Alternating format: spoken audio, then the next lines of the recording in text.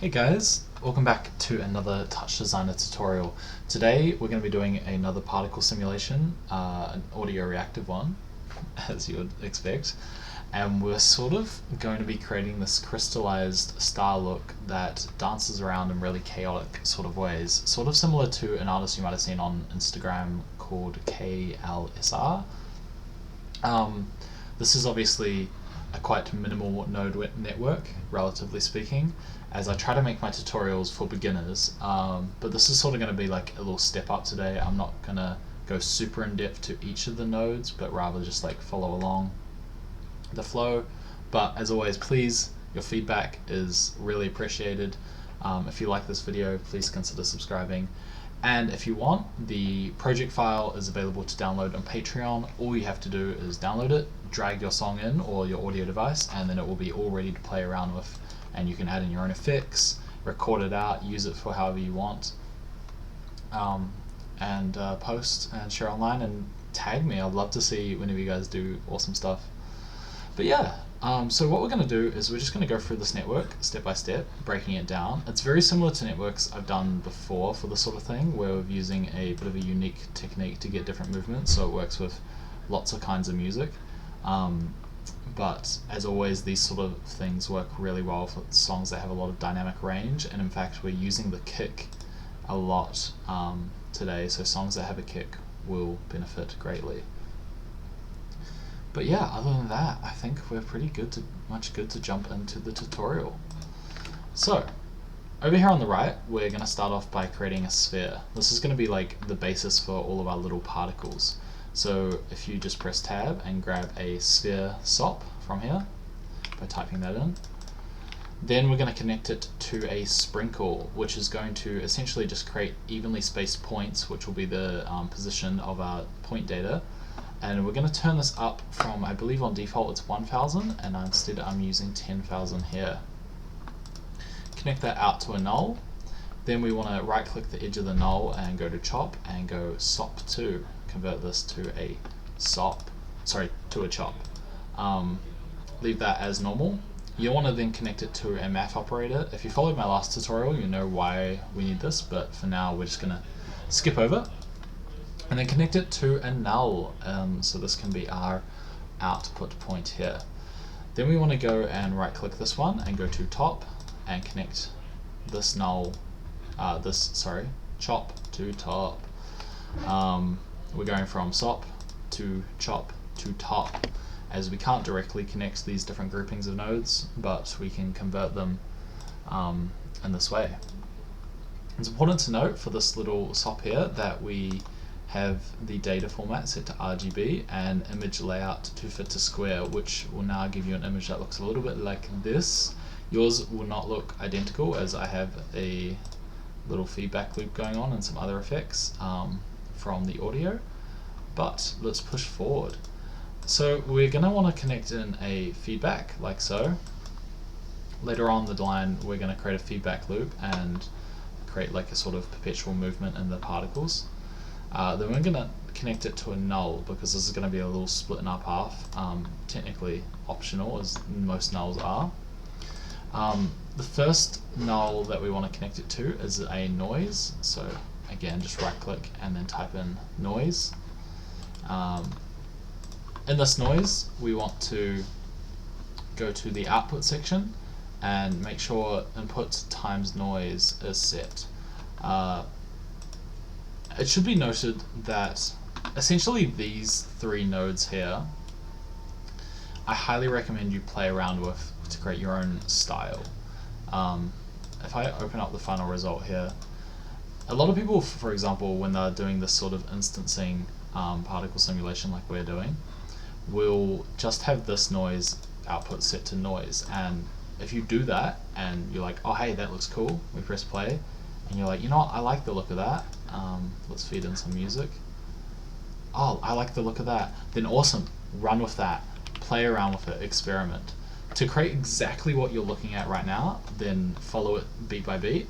But I highly recommend, once you either download the project file or have completed this tutorial, to go into these little options, particularly these three nodes, and just play around with the sliders, you know, play around with like getting different looks, especially if you are a beginner to Touchdesigner. It'll help you to understand the different processes and sort of the different effects you can achieve. But continuing on, we're going to ignore the transform tab for now and instead connect this noise to a comp, like so. I've set this comp to Z film as that gets a very, very cool look. And we have this noise going to the first input of the comp, and then the null from prior going into the second input, like so. You should get quite a harsh contrast between the two, like that. We then want to connect this to a displace. And then we want to connect the noise to the second input of the displace. Two things to note here. One, I have the extend set to mirror. Again, another thing you can play with depending on the styles. Keep it on mirror. And then I have the UV weight turned all the way up, which rather than getting like very straight lines like that when we have it turned all the way up, this gives us those very jagged edges with most of the noise shining through and just a little bit of sudden movement coming from the displace. And you sort of just find a level that works for you, but I'm just going to go with it turned all the way up. We're then connecting it to a level, which is another opportunity for you to sort of twist and sculpt the noise. For this tutorial, I've left this on default, but again, come in here, play with it, sculpt it like I am doing just now, and I'll sort of explain what is going on here, like why just changing the color of this noise changes the position. But first we want to then connect this null to a null, from the level, and drag this null onto our feedback from before, like that. We'll come back to this reset pulse option later, but you can either have your reset set to on or off, and basically if I turn it to be reset off and I play a song, right now I have the kick mapped, so the particles will appear only when the kick happens. But if I actually want the particles displaying at all time, then instead I'll have it set to off like that, and then we'll play with the pulse later. So again, as this is more of a beginner tutorial, I'm going to briefly explain what instancing is. So we basically are going to create a bunch of little dots here and then use this RGB value to map it out in 3D space. So each little point is going to be relative to an RGB value on this noise texture that we've created. The way we do that is we first want to do an add SOP, like that, toggle on add points, connect that to a particle, like so, and then from that particle connect it to a geometry comp, like that. So essentially that's just going to spawn in a singular particle, and I'm not sure if you'll be able to see it, but essentially you won't have anything at the moment. Before we do instancing, you should go ahead and add a light comp, like that, and then a camera comp as well. I should also note that I have played around with my camera settings, so if you click this plus and then drag this around in 3D space, you can sort of see the particle simulation going on here. You won't see yours just yet, but if mine looks slightly different to you, that's probably why. I've probably just twisted the camera, so go ahead and do that. And then I'm using a point sprite PBR, material. So if we go to the materials tab and type in point sprite, grab that and drag and drop it onto there. I've also added a tiny bit of, I've dragged the alpha down and also turned blending transparency on. Sort of give a little sheer look to it. Alright, now the magic. So we want to, in our geometry, go to our instancing tab, like here, click on, then grab this final null top that we have and drag it into the translate OP. Then we want to translate X to R, Y to G, and Z to B. So essentially the X, Y, Z is going to be equivalent to the RGB values of here, and then each of these little points that we have is going to be instanced onto that information. So we're essentially sculpting the shape with these tops here, which is originally spawned from this 3D sphere. In fact, if we removed all the noise, you would actually get a perfect 3D sphere represented in space. So this is where all the like noise manipulation is happening, and you can see that we ended up with this shape like so. In order to see it, you're going to need to get a render top. That is a reorder, but a render from there, and then you will see it. I have mine set to 4K resolution at the moment. You can click and select whichever resolution you want to play with. Maybe not that one, because that made everything super low quality, but you can do like a high resolution or low based on your computer. Cool. Let's talk a little bit about what are some of the post-processing effects I have going on. So I'm using a lot of the palette tools up here. So the palette tools that I'm using that you should drag in are under image filters, and you want to go ahead and get RGB delay, bloom, and feedback edge. So we're going to use all three of those today. Firstly, let's connect the render to our feedback edge. So I've turned the edge strength to off, and I've dragged the scale slightly up like that. And then I've also dragged the dry wet mix all the way down. If I turn it back all the way up and press play, you can see it's a little bit, we lose a bit too much of like the points itself, and so I like to have a bit of a blending transparency going on there where I can still see some of the points. Cool. So those are the settings there. We're then connecting this feedback edge to a bloom. We have a cool little thing going on with the gamma, which is being controlled by the audio. We'll come back to that later. But you're welcome to copy the rest of the parameters. I've also got the input mix turned down slightly to get more of a like faded look, which is quite cool. You can see when we get really low here, we're just getting the bloom coming through. But here we have like 50% bloom, 50% the actual source. I kind of like it around maybe 60. I really like this sort of God rays kind of look. Yeah, feel free to copy the rest of the settings, and we'll address the gamma afterwards. I have a little bit of an RGB delay, very, very tiny amount. You can see when we turn that up, we get a lot more. That's, again, completely a stylistic choice. If you really like this RGB delay, then keep that cranked all the way up. I just like a subtle little bit of it like so, and all the other settings are default. Cool! From this RGB, we're going to create a little bit of noise, which is overlaying the top. You can see if I turn it off, it's very pitch black, but we want to add a little bit of noise on top. To do that, we're going to connect the RGBA to a noise like this. Go ahead to the output tab and make sure it's set to only noise, and then essentially just drag the period all the way up, down like that, and we get that very fine sort of noise. In the transform tab, we want to type in this piece of code that is ABS, so you can literally just type this in, capital T, time, dot seconds. If this is the first time you're seeing this in a Touchdesigner tutorial, you will see this all the time. Write it down, honestly you don't even need to, it'll just get ingrained in your memory. Essentially we're just taking the entire time of the project file and applying it to an X transform, so it's scrolling across in the x-axis perpetually, which is really, really handy for any sort of perpetual motion you may want to do in Touchdesigner. Cool, that's it for the noise. Then we want to connect it to a level top, and turn that opacity all the way down, sort of about there. Again, stylistic choice, do as you want. And then connect the RGB delay and the level to a comp like that, and I have it set to screen.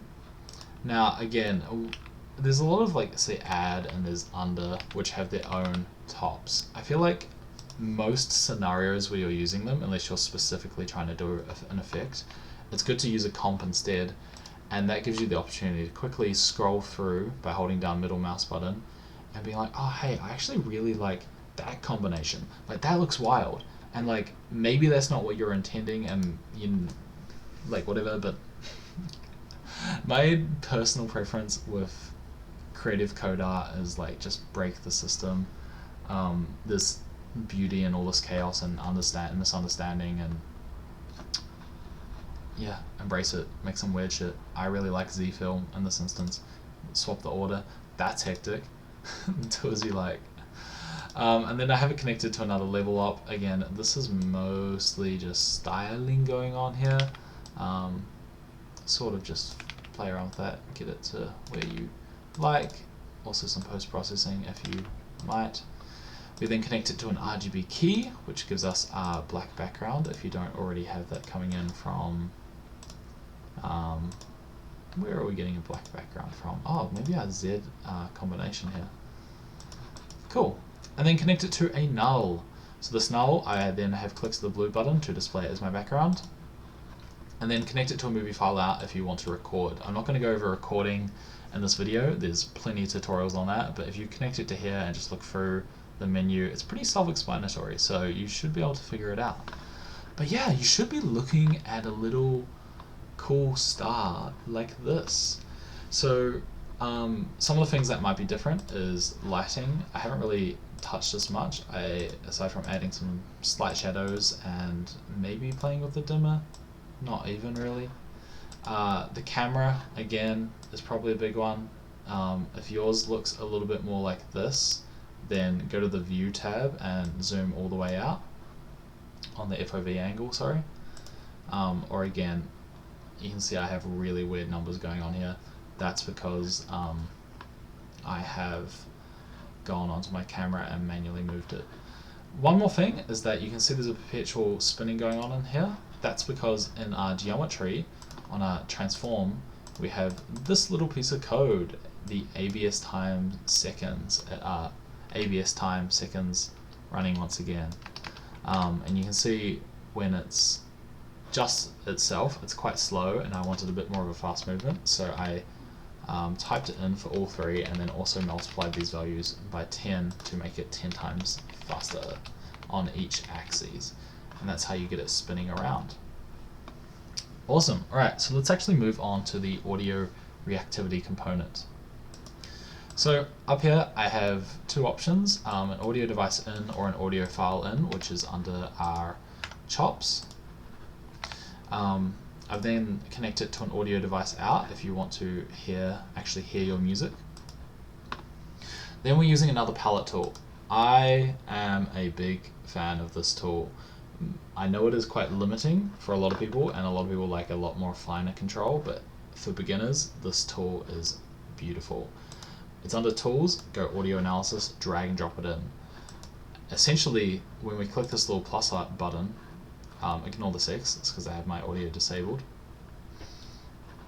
Essentially, when we click this plus button and connect it and connect our audio into it, we get this UI which automatically measures all these different things. So we have a 3 EQ band for the low, mids and high frequencies, automatic kick, snare detection with triggering, changing of the thresholds, and also spectral density, which essentially tells us how fast the song is, as well as rhythm if you want to play around with that. But I've just enabled the 3 bands here, played around with a bit of the thresholds, turned on the fast spectral display, and I'm using the kick as well.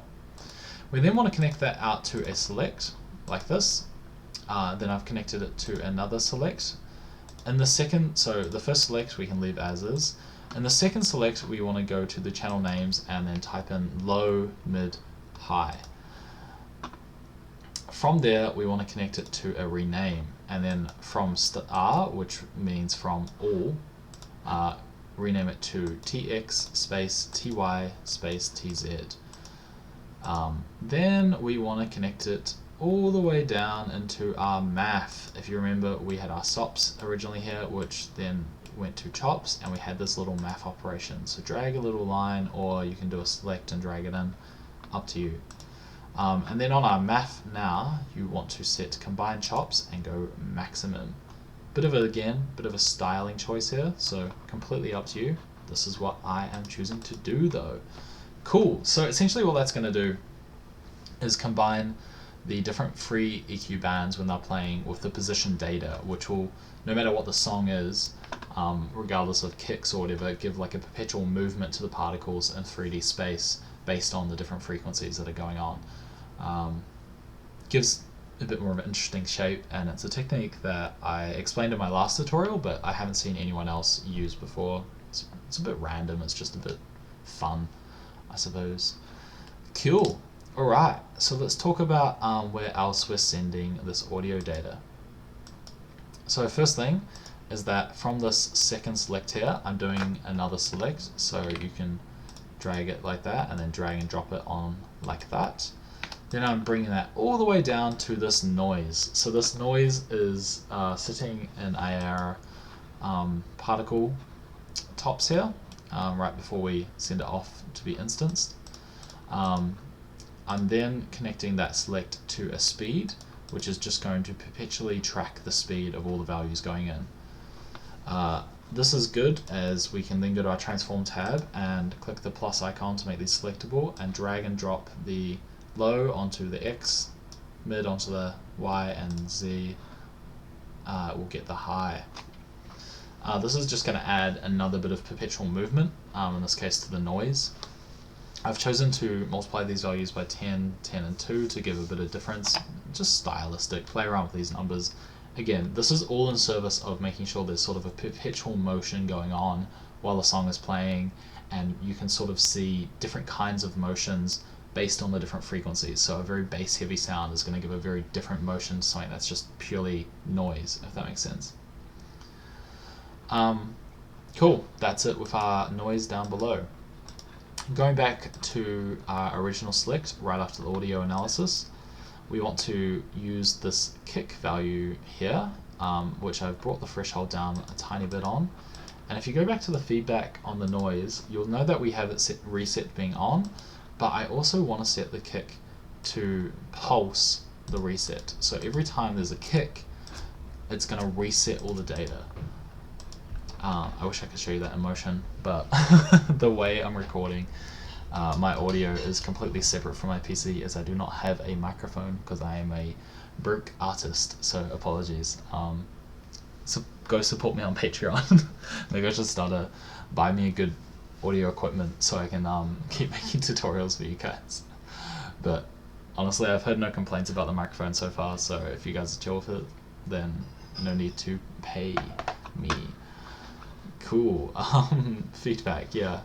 Having the kick on the pulse just will add a nice little flash. Again, if you turn the reset off, it'll mean that whenever we get a kick, it will flash the particles rather than having them be perpetually on like this.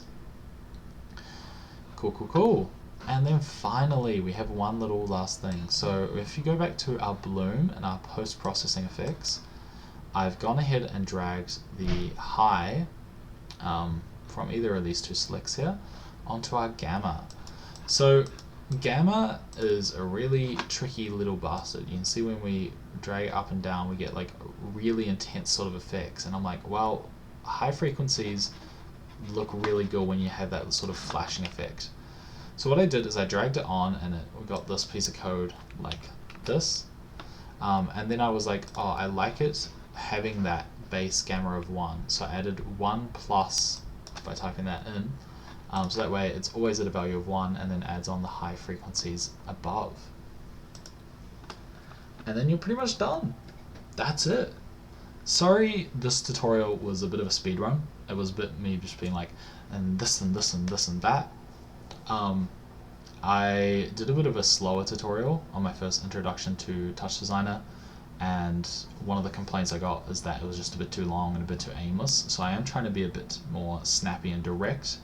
Hopefully anything that was in this tutorial wasn't super confusing. My goal was to make something, you know, rather complex looking, and functionally also kind of complex, but also is totally achievable for a beginner, because this is, in my mind, not a crazy network. It's also something that's been done a million times. With all that said, your feedback helps so much, guys. I'm being very dry and monotone right now as I'm very parched, but I genuinely appreciate every bit of feedback and support you guys are giving, so keep that up. If you want to support me, click that link in the description and head over to my Patreon. I really appreciate it. It's been overwhelming, and I'm like loving making tutorials for you guys. And if you have a specific thing you want to do, right now I'm just sort of guessing, figuring out what it is people generally like to do and learn from the software. But if you have anything specific, let me know. Touchdesigner can do literally anything. Like, people have crazy ideas they ask me about in the comments, and I'm like, I can totally do that. Sometimes the tutorials may be very difficult, so I might not jump to those quickly, but you can always hit me up and DM me if there's a project you want me to work on. Just anything, guys. Like, I'm an open book. DM me, drop a comment, whatever it is. Let's make it happen. Any idea you have, like, let's do it. Let's do it. Fuck, like, I don't know. Like, I just want to make this software accessible to everyone, and I want everyone to be able to make absolutely anything, and I'm here to help. So let's do it. Hit me up. Other than that, thanks for watching, and have a great day. Bye.